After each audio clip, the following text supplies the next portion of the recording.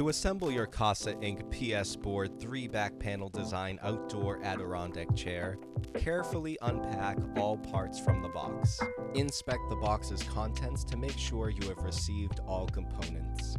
If anything is missing or damaged, please do not assemble. Contact us and we will send out replacement parts. Now that everything is accounted for, we can begin with step 1. Using two 40mm screws, we will screw part I onto part A using the provided screwdriver. Make sure to thread through the pre-made holes. Take your chair's front legs, parts E and F, left and right respectively, and align them against the seat of the chair, part A. Using three 60mm bolts, thread them through the pre-made holes on the front legs and part A. Secure the bolts in place by tightening the hex nut. Repeat this process for the other leg. Align your left armrest, part T, on top of left front leg, part F. Next, take one more 60mm bolt and thread it through the pre-made holes on parts F and D respectively.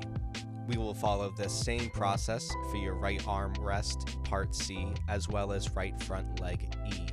Part G is the crossbar between your chair's front legs. Using the provided wrench and two 35mm bolts, you can attach part G to front legs E and F.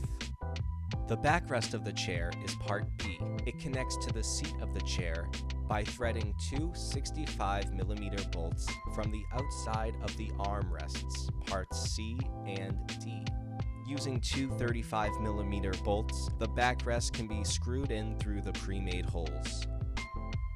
Similar to how part G supports the chair's front legs, part H does the same thing for the back legs. Using your last two 35mm bolts, the back support bar can be attached. Now all that's left is the fun part of figuring out where to put your new casainc 3-panel back design Adirondack chair.